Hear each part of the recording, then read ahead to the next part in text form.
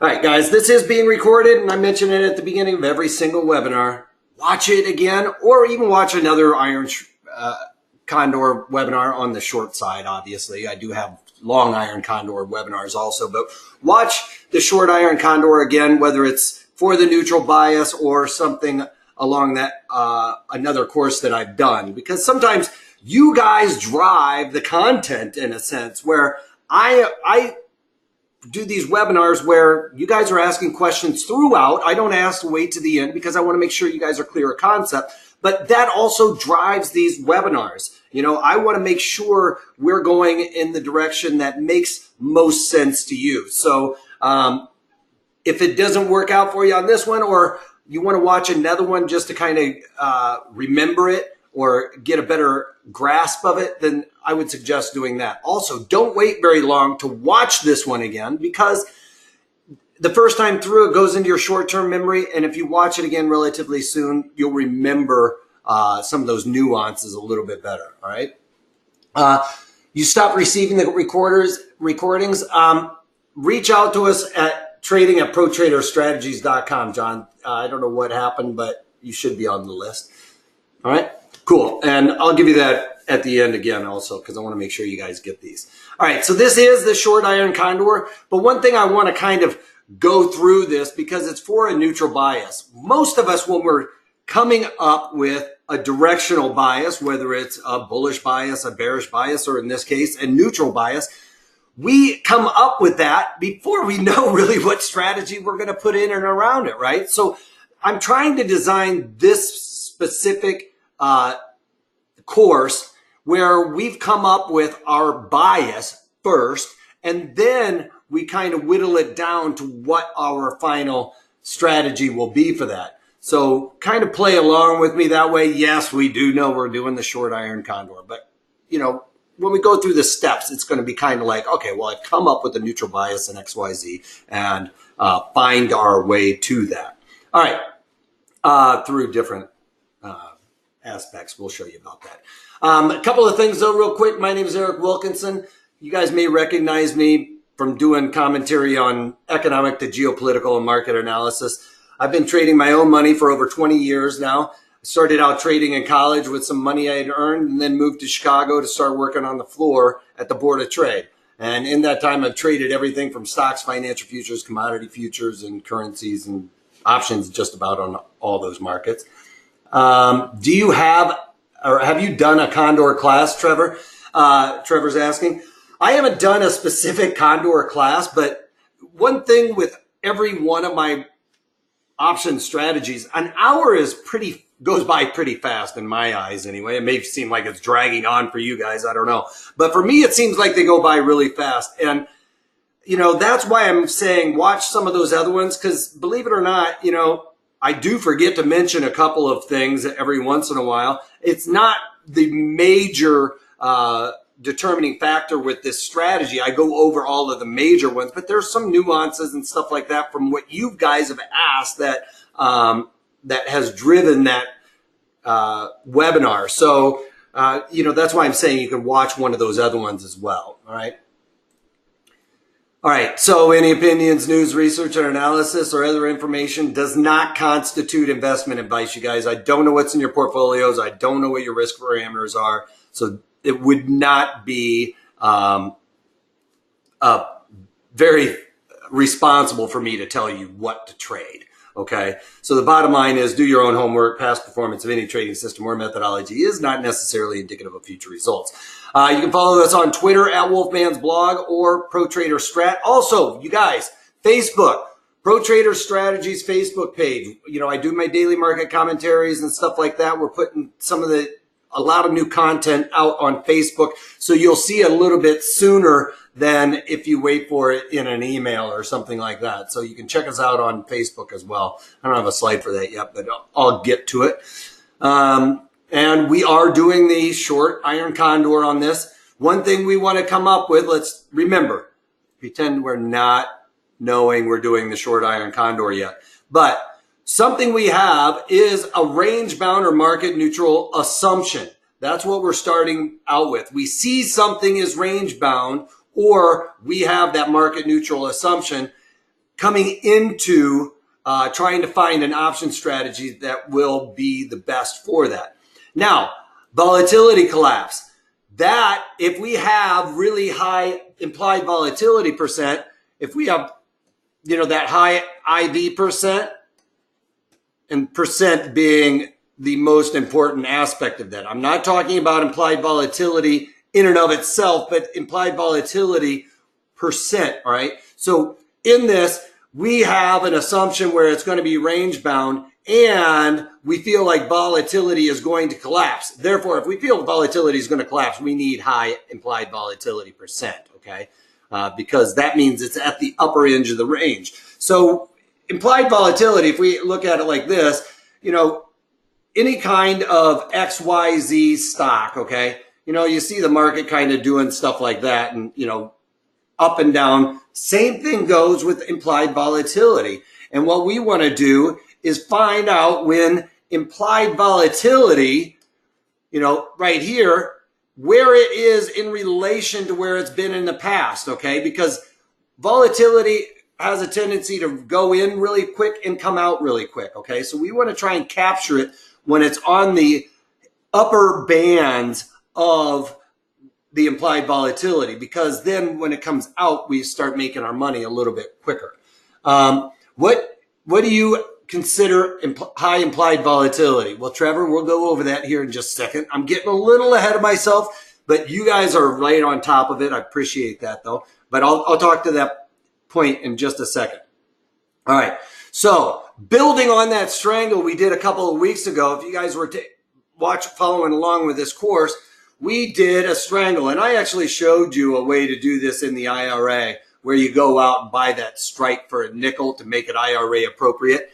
That doesn't apply necessarily to the Iron Condor. Yes, we did create an Iron Condor in that, but my Iron Condor rules are different than what I threw out there. We said if you wanted to make it IRA appropriate, go out and define the risk of these short puts and calls by buying that first option for a nickel. That does create the Iron Condor, all right?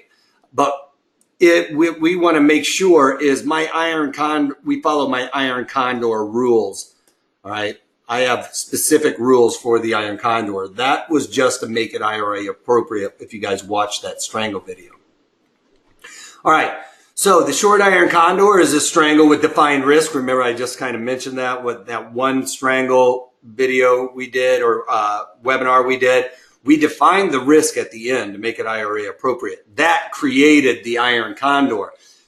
But with the Iron Condor specifically going in as an Iron Condor, I have different rules for that to make sure that, it is appropriate for most traders. And this is going to be more appropriate for the trader that has a lower risk tolerance. And that's what the, SEC or the CFTC or CFA, all of those guys are saying is appropriate. I don't believe that. I think that the strangle has less risk in it, despite the fact that it has unlimited risk, quote unquote, than even the Iron Condor, because the Iron Condor, we have to go closer to at the market just a little bit.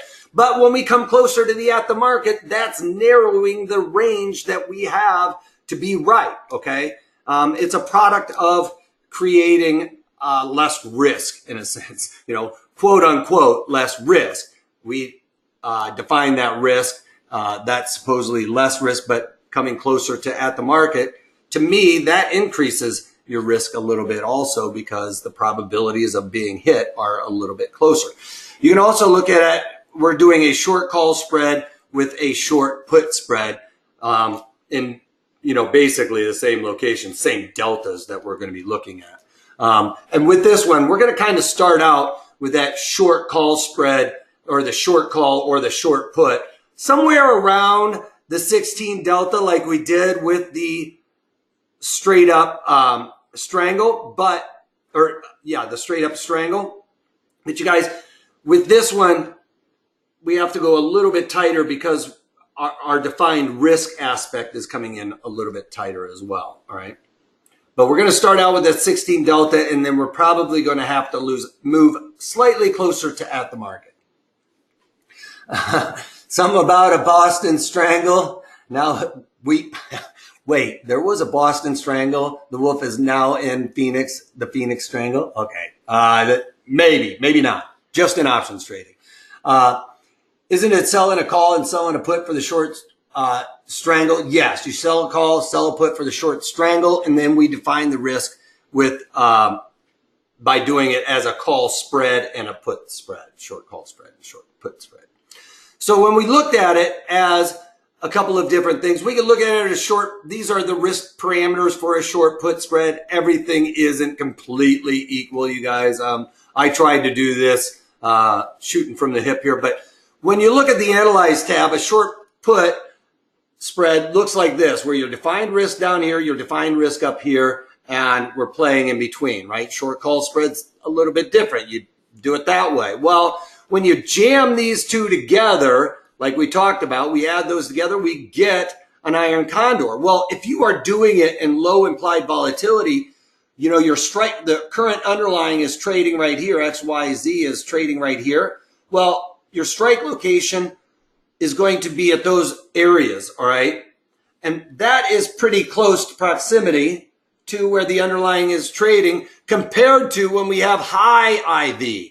High IV, you know, we're able to move those strikes out a little bit further from where they were before. Where they were here, now we're moving them out to here. Okay, so it gives us a wider area of possibility, all right? It gives us more wiggle room. We don't have a whole lot of wiggle room over here, but over here, you know, that gives us quite a big swath to be wrong, all right? So we want high implied volatility percent for this in order to know, and this is just high IV right here. We're not talking about the percent aspect. We're just saying low IV versus high IV, okay? Now, that it relates the same when we're talking about XYZ and implied volatility percent, okay?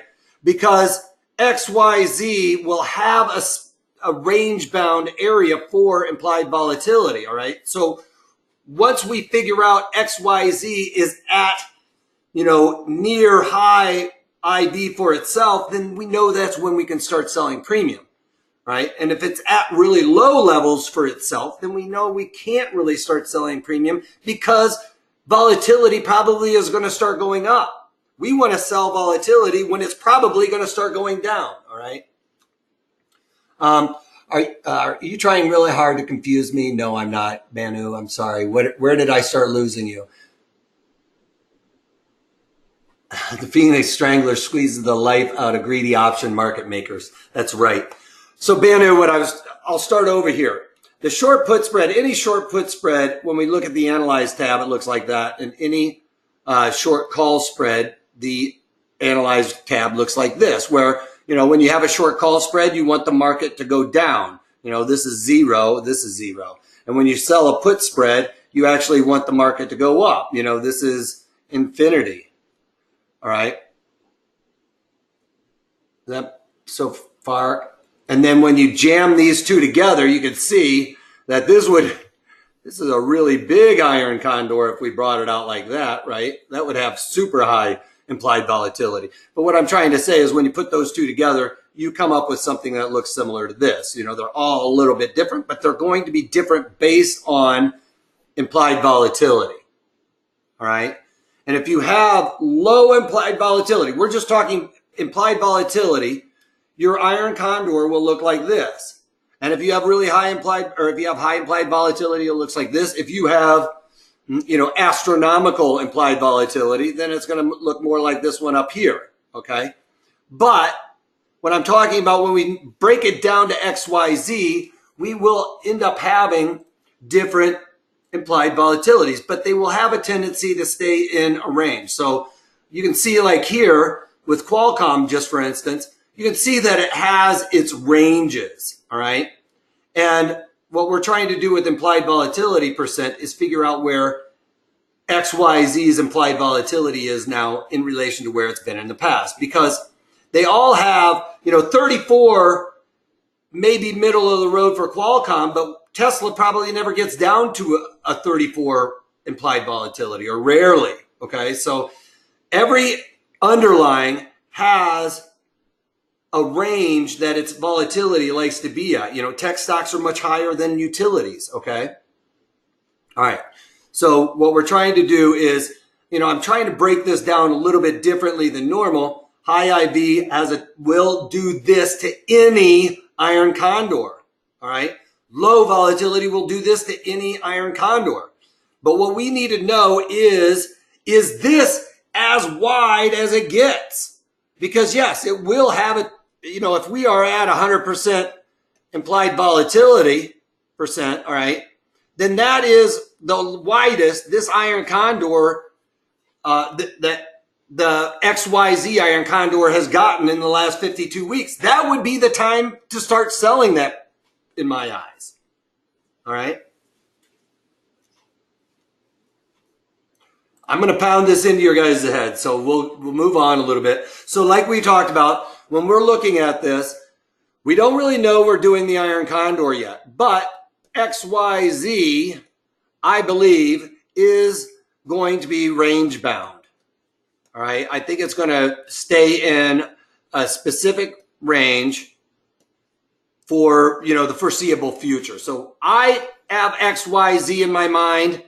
I think it's going to be range bound. I don't know I'm doing the Iron Condor yet, but I need to know, is XYZ a stock that I can trade options in? And not all stocks are created equal, you guys. Some stocks, you know, that are really popular just don't see any type of option trading going on. All right, here, let me pull over this one. So we could say something like, you know, what my rule is for this, so let me get this out of the way. Any underlying that we are going to be looking at, I don't want a screenshot. I don't want that either. What do I want? I want my pin tab. Where is it at? Here it is. All right. So for my rule for this, you guys, any stock. So if we were looking at XYZ, and it's a $700 stock, any stock over $100, move the decimal point 3 ticks to the left, and 74 cents is really where we should be. We can call it 75 cents. All right, is where we should be on the options that are the spot month, and about 35 days to expiration is the spot month. Yeah, there are shorter duration ones, but this is where most of the eyeballs are. This is where the most time and volume is going to be being spent. So that's where we want to come up with this gauge. And for this, we would say 75 cents to the bid offer. And this is during open market operations, all right? During the day session, we are outside of the day session. Orders get canceled. The markets get really wide. So during the day session, 75 cents to the bid ask. You can see it's 80 cents there. Here it's 90 cents. There it's $1, okay? So during open market operations, we would want to see this underlying have markets that are only about 75 cents wide. If it's a stock that's under $100, you know, then my rule is if it's less than $100 stock, or sorry, if it's greater than $100 stock, we move the decimal 3 ticks, okay? If it's greater than $100. If it's less than $100 stock, then it needs to be equal to or less than 10 cents wide, all right, to the bid offer. So down here, we're looking at, you know, 36 days, 35 days to expiration. These 8 days, you know, people are already rolling out to here. So this is going to be getting all the volume. So this is where we want to look. And less than $100 stock, make sure that they are less than 10 cents wide. And we can see that this one fits that rule. That would make it an underlying that we can trade options in. We could look at Aon. Sometimes Aon has good markets and sometimes it doesn't, but everybody's heard of it. You know, it's over $100, 3 ticks to the left, 19, 20 cents wide. And you will a lot of times see this doesn't fit that rule. Now, if you are very accustomed to trading Aon, you know the markets in there pretty well, you're a pretty savvy trader, this is one of those situations where when we're going through my rules, you know, we talk about the stoplight. We got the green light, we got the red light, and we've got a yellow light right in the middle. This would be one of those things where it just breaches it. My rule here is 20 cents wide, right? We would say we would want 20 cents wide. Well, it's just outside that. We're probably 30 cents wide here, 25 cents wide there, 20 cents wide there. So we would say that it's kind of a yellow light, maybe leaning towards the green. So if you get too many yellow lights, then we kind of want to pass on to a different strategy that might be appropriate.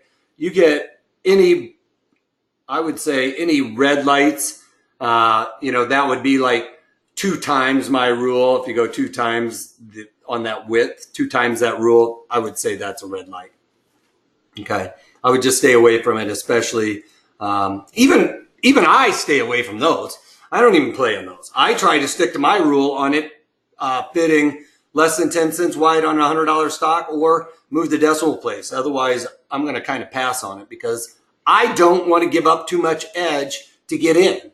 And one of the ways to stay away from that problem is when everybody and their brother's in there trading it, there's going to be people making markets a little bit tighter for you. All right. So we've got picking the right underlying. That's the decimal place. That all has to do with volume and open interest, right? We want volume and open interest. We need volume and open interest on that. Or you can go with my rule with over $100 decimal place, under $100 just move under $100 is 10 cents or less. All right. So picking the right environment. This has to do with the implied volatility. With this one, if we've got the right underlying on XYZ, all right, we've got that underlying. We have less than 10 cents wide on the bid ask, right? And then on this environment with this XYZ, we need an implied volatility percent of above 50. All right.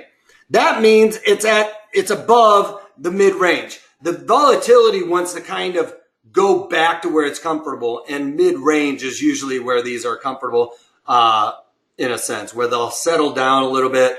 They'll fall out of bed, maybe after earnings get really low, and then start coming back towards earnings and or any other kind of volatility in and around that. So once that volatility gets overextended to the upside, that's when we want to get out of this. And I've got a real simple formula for you to figure this out. If you don't have it on your trading platform, we can pull up my trading platform and go and look at the charts. So let's go with a stock that, we would trade. Actually, it doesn't really matter. We'll go with this one. So we've got Aon, because we can figure out implied volatility percent for Aon no matter what, right? So we've got Aon with the high being somewhere around 35. The low is, so we only need to know 3 numbers. We need the high where it currently is and the low. So the high is 35, current is 19, and the low is 14. So we have a formula. We take the current minus the low and divide that by the high minus the low. All right. We take those sums and divide them by each other. So we came up with the current is 19 minus the low, which was 14. And then we divide that by the high, that sum, right? We divide that sum, which is 5. Divide that by the sum of the high minus the low, which was 35 minus 14. And that gives us 11. So right now we are probably somewhere in the 45 percentile or something for Aon. So it's a little bit low than where we want. We can go over also and look at it over here. Oh, 28%. How did I come up with my math? I must have done it way off. I just actually got chills because I was so off on that one. 35, 19, and 14, I said, right? So we've got 35 minus 19, and I see where I came up with that because everybody's blowing me up now. Actually, no. I got 19 minus the low, which was 14, and that's 5. And then we got 35 minus 14, which is 21, Wolfman. So 5 divided by 21 is closer to the, yeah, sorry about that. So 5 divided by 21 is going to give us that closer to 30% or whatever. All right. So that's how you would figure that out. Hopefully a little bit better than I did on that. The other thing you can do on Thinkorswim is find it right here, current implied volatility. I also have the script to throw it over here. So I like to sort mine from high to low just so I know when I'm clicking on here. I don't even look at the stock a lot of times. I'll just see what, if I want to sell premium or buy premium, kind of start clicking on those. So is this strategy pre-earnings play? John, it can be. And I have specific rules for the pre-earnings. If you're going to do it for an earnings, then yes. If you are doing it well ahead of earnings, then no. And I go through specific nuances for earnings in my earnings webinar. So if you want to watch that one, that would be a good one. 35 is an outlier, John's saying. Yes, 35 is an outlier. This, Thinkorswim's going to add that in. But something I mentioned, with Aon, it's an insurance company, but it doesn't usually get crazy spikes outside of the binary events. Sometimes you'll get those on different kinds of events, different things being said, and that's where we want to take advantage of it. But, if you see a major outlier, then I have no problem with you discounting that, especially like with drug stocks. If you're into biotech and stuff like that, drug stocks, when they have a trial result, they might have one trial result every few years.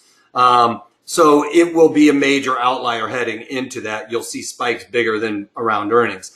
Then yes, you could then do the math and say, rather than 35 being the high, and I'm looking at this saying, hey, 27 is usually really where it goes up to at, an extreme. So you mark out that outlier, then John, I have no problem with it. I usually leave it in there unless it is something like a drug stock, or you get one of these major market moves like we did have, towards the end of last year. We had that major spike in volatility, and then heading into our new year, we had that volatility still. If you don't think volatility is going to do something like that for the foreseeable future or something, or you feel like this is really where the high is, then yes, I have no problem with you marking out that outlier. I have a friend that only does implied volatility percent for the last 6 months. All right. A buddy of mine on the floor does this math on all of them because he only wants to see the last 6 months worth of data. Right. So he figures it out all the time.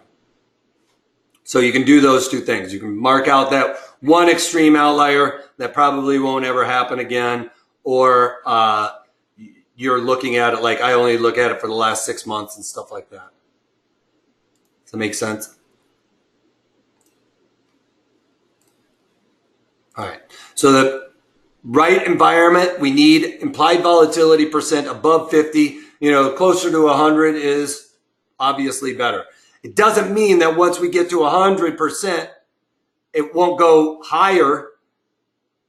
Yes, it can still go higher, but remember, as a product, that's one of the problems as a product of this this formula is that we, if we were at the 35 and it went to 37 and we did this math on this strategy, it's still going to come out to 100%. So it can continue to go higher and it's still 100%. So it doesn't necessarily mean it's going to stop. Just like, once Aon early on in the year heading into December, this was 100%.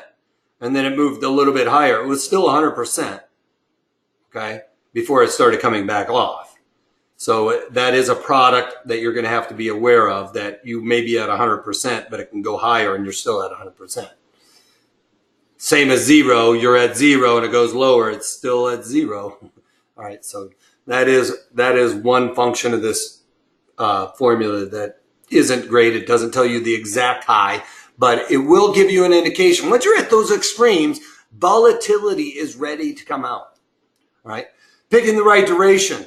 Well, when we're looking at duration, and yes, this is the at the monies. We aren't going to be using the at the monies, but all I want you guys to think about here is theta and how theta kind of erodes at our premiums. Further out the line, there isn't a whole lot of erosion way out here 100 days out.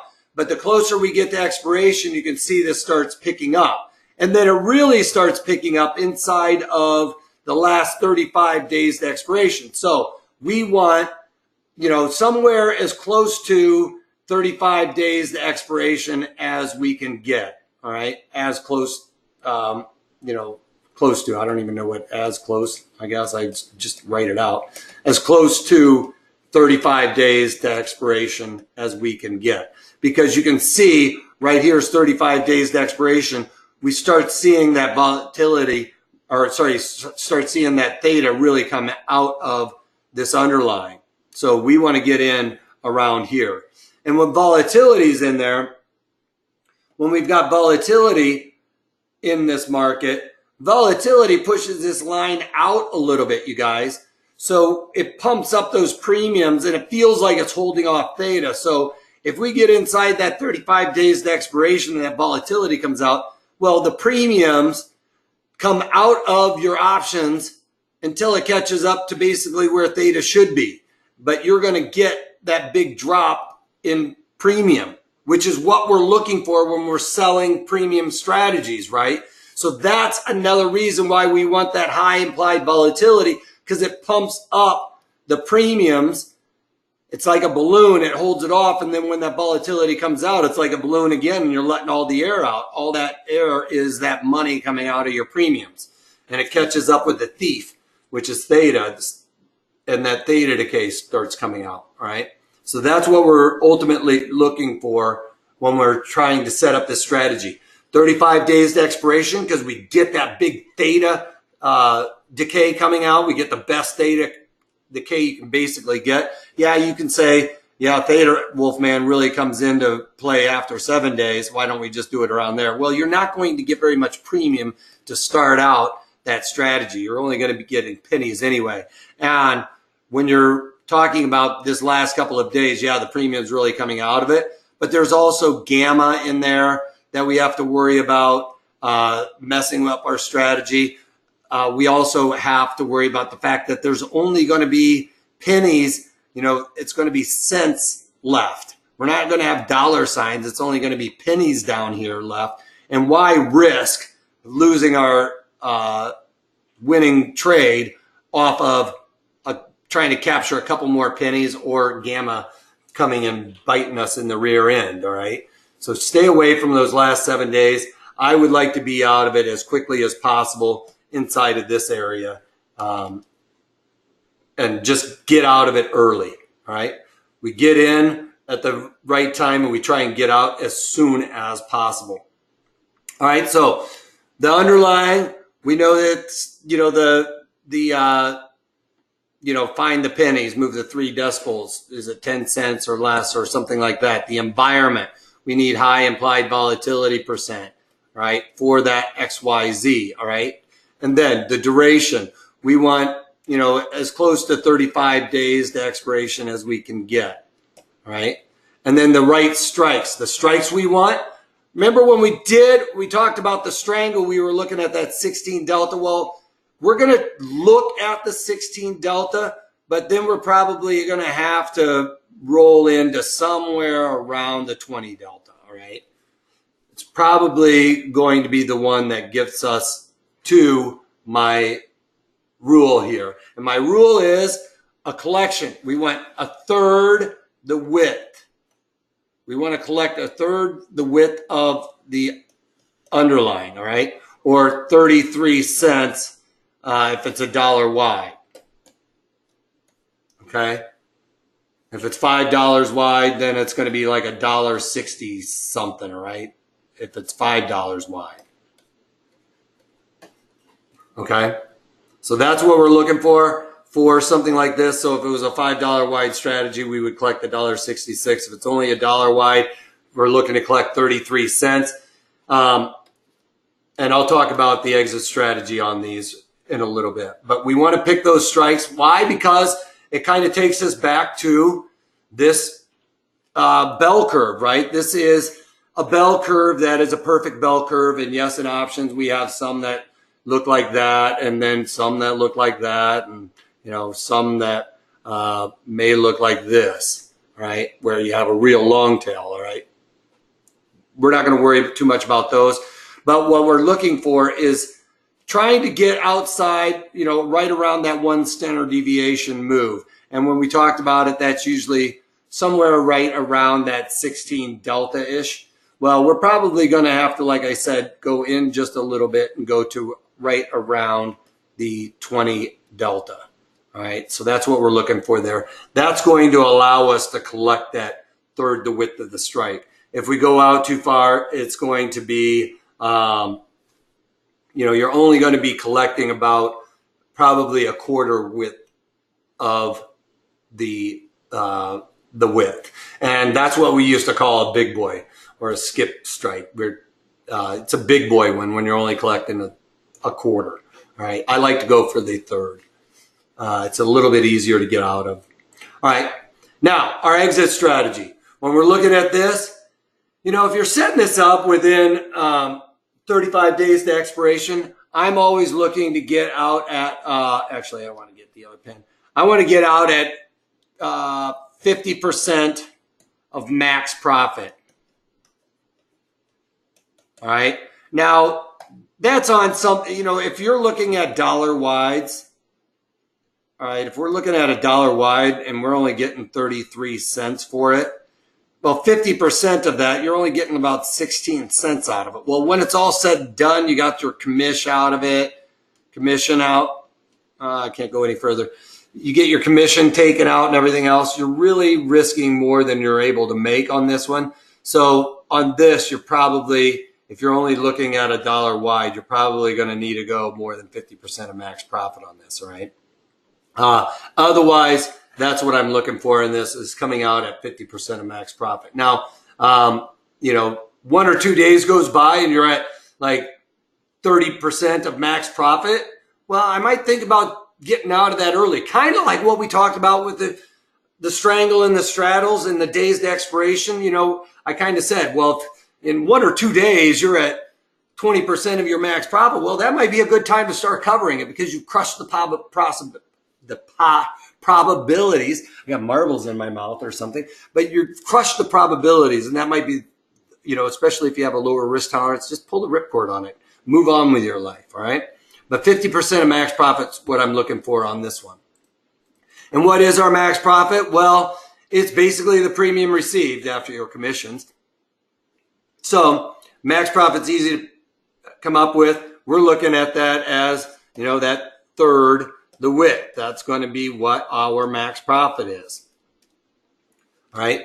And then our max loss, because it's defined risk and we've created that, it's the long call minus the short call. We've got 2 max loss possibilities and they both don't come into play at the same time, right? The market can't go in both directions at the same time. So it's either one side or the other, but it's the long call minus the short call. Basically what we're looking at is our max loss is the width of the spread minus the premium, okay? So if we collected a third the width of the strikes, right, and that's our max prof, well, then what's our max loss is 2/3 the width, right? Pretty easy to figure out both ways. Short put minus long put minus the premium. Basically, it's the width of the spread minus the premium is your max profit. All right. But we do have 2 break evens, and our break even is the short call strike plus the premium. So if, we add a dollar wide, it's our, 25 strike plus that 33 cents. And all of the premium, the total premium is part of our break even because the market can go only in one direction or the other, but we've collected all of that premium. So it's the total premium on this. We short strike plus the premium to the upside is our break even, and then the short put to, minus the premium is to our downside break even. All right. And I'll go over a couple more examples here in just a second when we pull up the platform, which is happening. So this is what at the part of the webinar. I don't see any more questions right now. So throw it into the questions box there. Stocks that you like to trade, that you think would fit with this rule or fit with this strategy. Maybe you just have a market neutral assumption, and we'll go through it with that one. In the meantime, I've got one I'll take a look at. So a really big one because it's got high implied volatility. I'm going to go over here on this one to narrow it down because I want an implied volatility percent of above 50. You know, if I wanted to do it on Budweiser and it didn't have earnings, I'm assuming none of these have earnings, okay? We're going to pretend during this that we don't have earnings on anything, right? So if I use an example, assume we are not talking earnings because that we have earnings specific ones. So let's just look at CMG real quick. Can you show the max profit equation side? Yes, I will here. I'll do it again on this one as a matter of fact also. All right, so with this one, we're going to go CMG. We need to know if it's appropriate to trade. XYZ, move the decimal 3 ticks to the left, 75 cents. This is the one that we said wasn't going to work, right? So let me just find one that will. Let's just go into GLD. And I do have positions associated to gold, so I'm not trying to get you guys to lemming off the cliff with me. It's just a matter of fact. All right, so GLD, let's just take a look at it. I said we're going to start out with the 16 delta and move in a little bit, so let's try and do that right now. So I'm going to sell this one and roll it out. Let's just start out with 2 or 3 ticks. Let's go out 3 ticks here just to see if it works. So the 39 go up 3 ticks. Define our risk right there. So $3 wide, it's not going to work out. I can tell you right now. So sell that one, go $3 wide, buy that one. So it's $3 wide. We should have, oh no, that works, right? It's pretty close. 66 and maybe 15 would be 80 cents or something, right? So it's pretty close on this one, but it's going to be a little bit. What's the rationale for the 16 delta again? It's that it's really close to that 1 standard deviation move that I was talking about on the bell curve. So it's real close to getting to this 1 standard deviation move, which is a pretty low probability. If you add up all the probabilities going out here, all of these probabilities add up to very close to 16. So the delta, basically delta is probabilities. So 16% chance, 16% chance. 1 standard deviation is about a 16% chance. Does that make sense? That answer your question? So when you're looking at the option montage, you can look at delta as probabilities of being in the money by 1 penny at expiration, okay? Your strike, 1 penny in the money by expiration. Well, that happens to coincide with standard deviation moves. So that's why we're looking at that 16 delta. I want to get to as close to a 1 standard deviation as I can, right? So let's go back to CMG. So we need 75 cents. During open market operation, this one works. So I'm going to start out here going out to around that 16 delta and just move slightly in because I know that's what I got to do, right?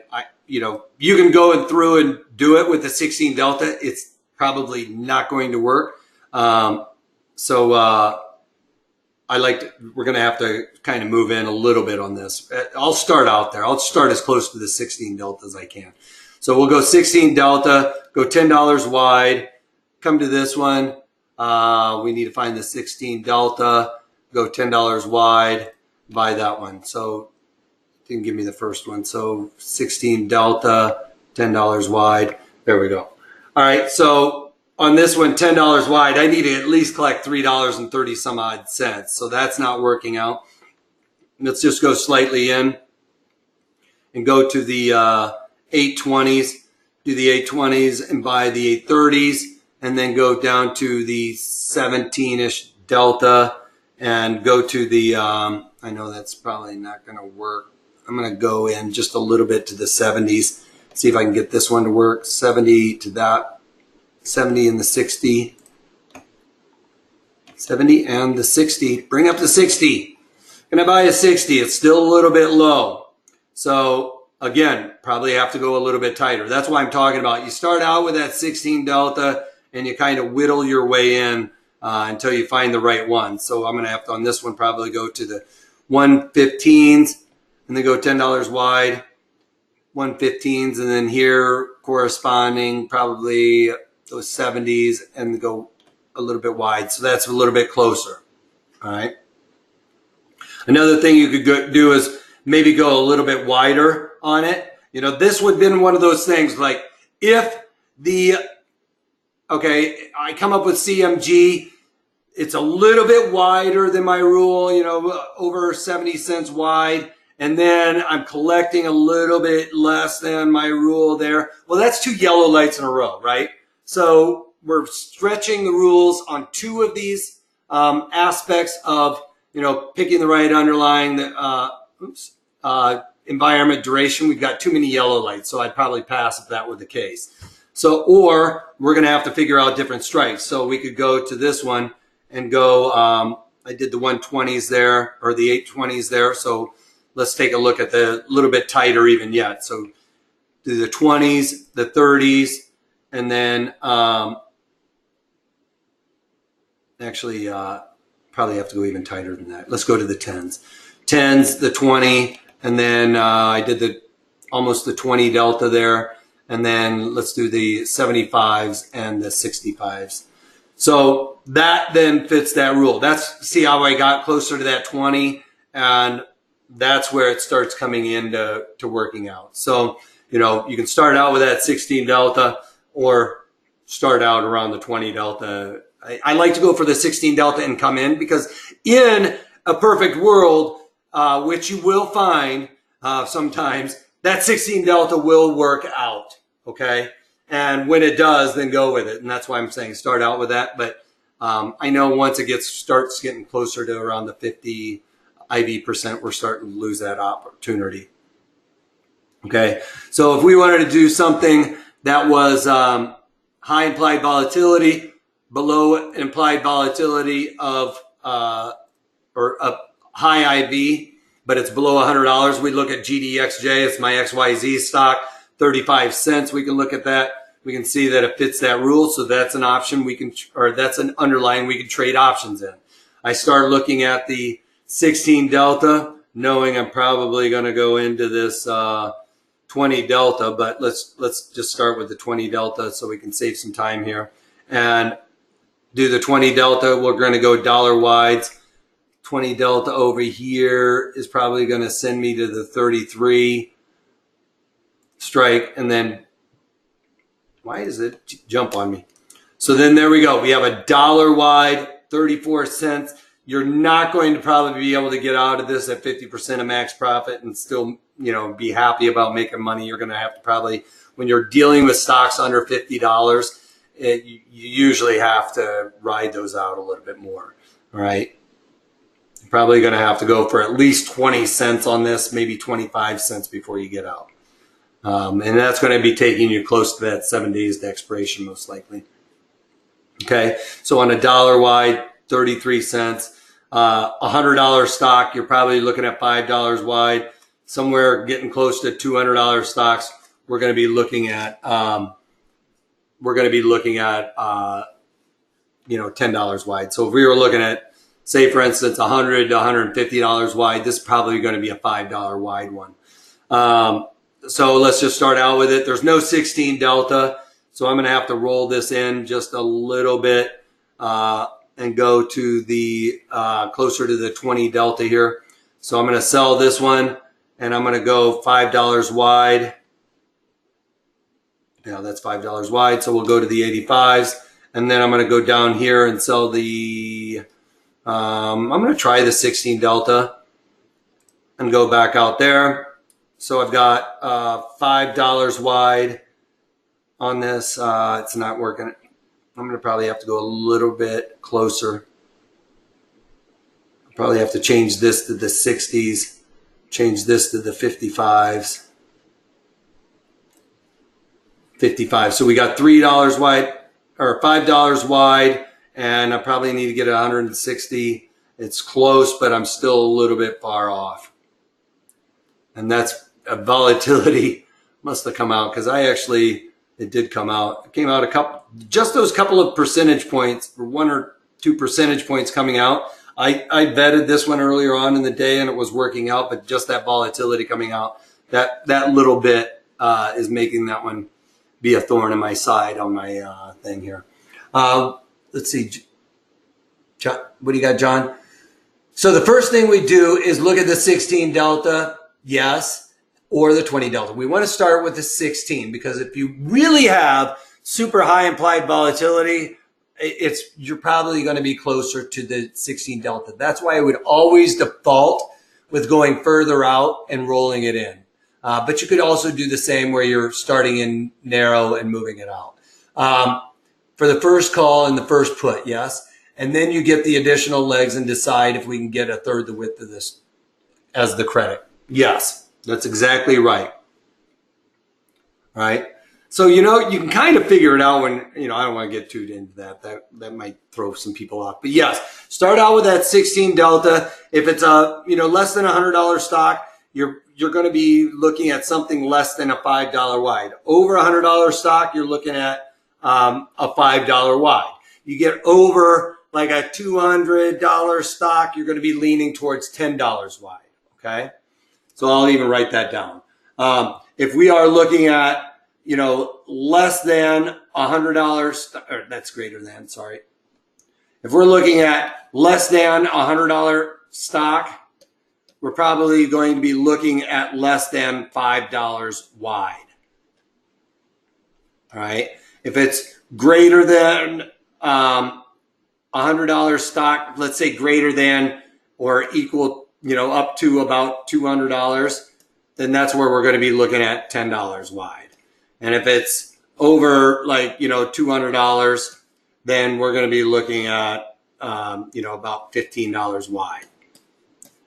All right. You can see that $15 wide. Okay. So that's kind of what you're looking at. Less than $100 wide. It's going to be less than $5. $100 to $200, we're looking at $10 wide, and over $200, you're looking at $15 wide. Okay. And then we're getting out at 50% of those max profits. John, did I answer your question there? Does anybody else have any other questions along those lines? Or anything else there?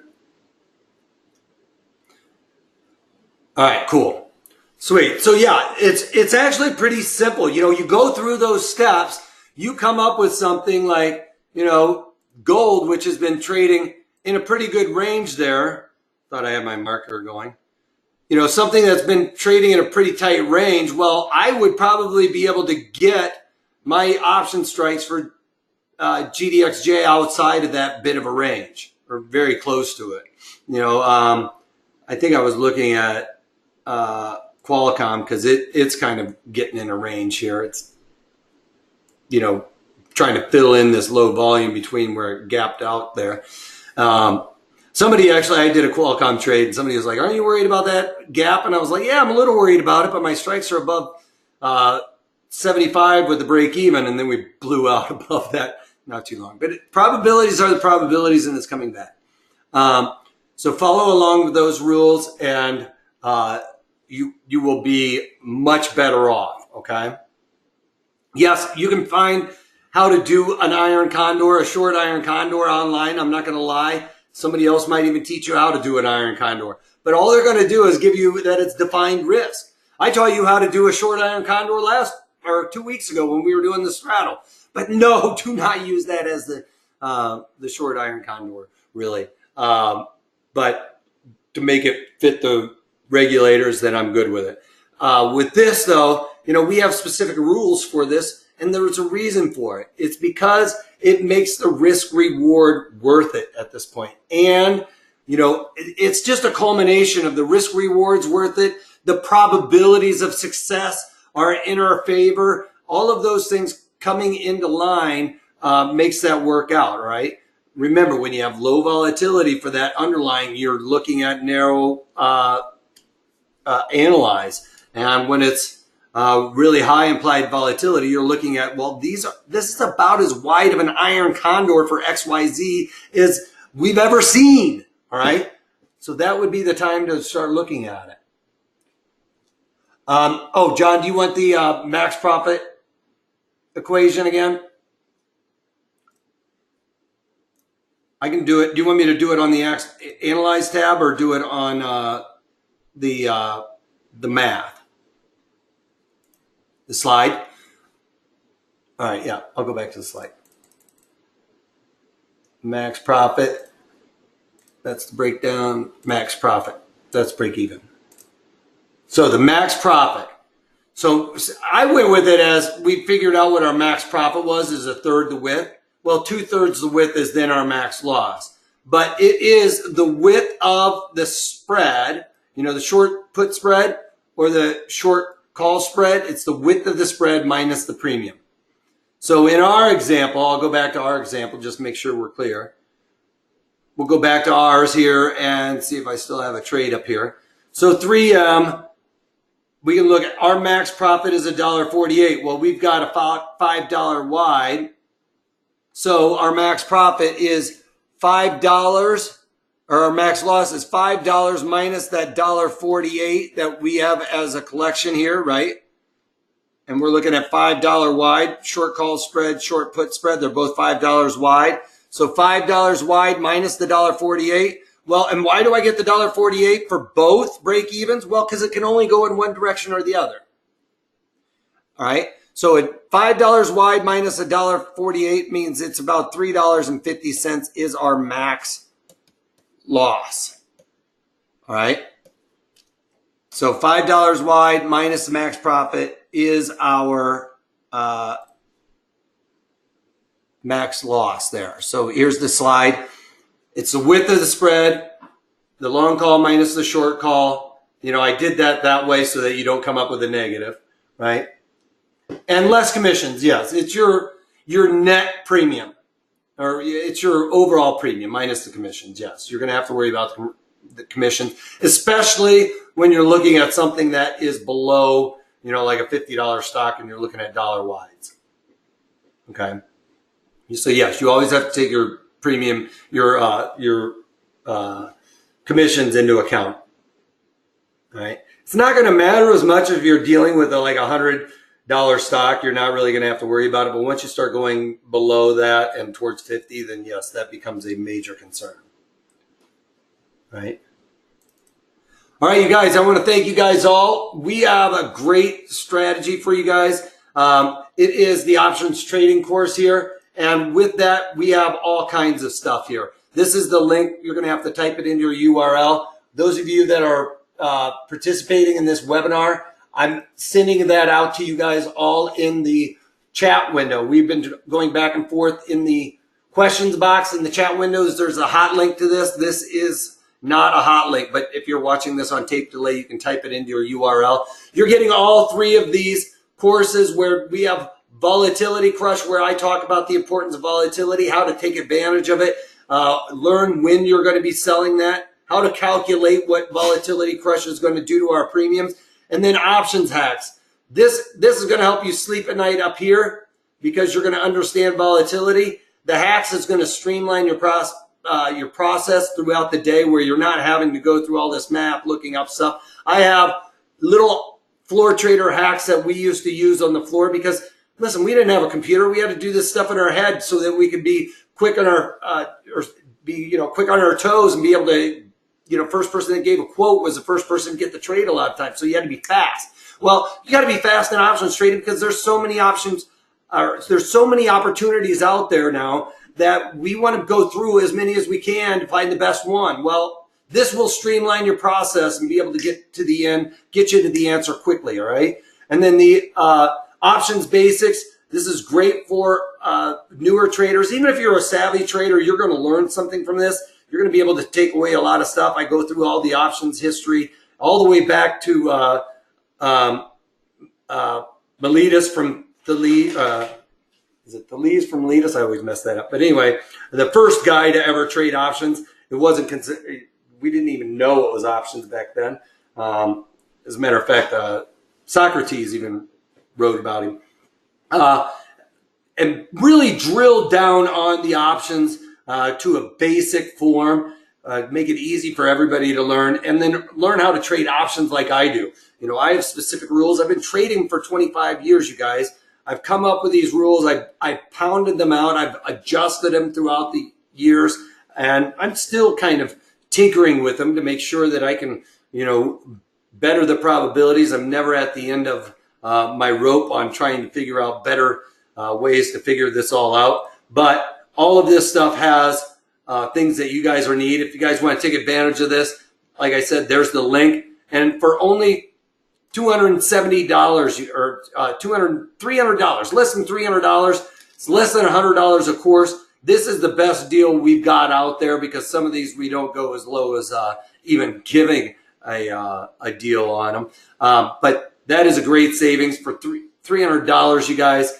You guys can watch this to the end of the year, basically. And I try and keep these prices low, you guys. I want you guys that are participating in these to be able to get this, because I don't want to drive up your cost and lower your return on investment and stuff like that. So take advantage of this. If you guys like the way I've taught, if this really resonates with you, take advantage of it. Yes, I know you can find how to do some of these option strategies online, but yes, I also know that they don't teach it like I do, like from a floor options trading perspective, all right? If you have any questions, you can reach out to us at 310-598-6677. And John, reach out to us, trading@protraderstrategies.com, or anybody else that hasn't been getting these in their email, all right? Sounds good, John. You got to run. Take care. Appreciate all the participation going on there. Basically, guys, later webinars, I'll be drilling down on different option components, when and where I'll find them appropriate. Also, follow me on Twitter at Wolfman's blog. Follow us on Facebook at Pro Trader Strategies. That's all I got for you, other than if you can't take that, take it easy. Here, I'll throw that other link up there. Yeah, the link's over there in the chat window, you guys. You've emailed Tanya. Okay, cool. Sounds good. Take care, you guys.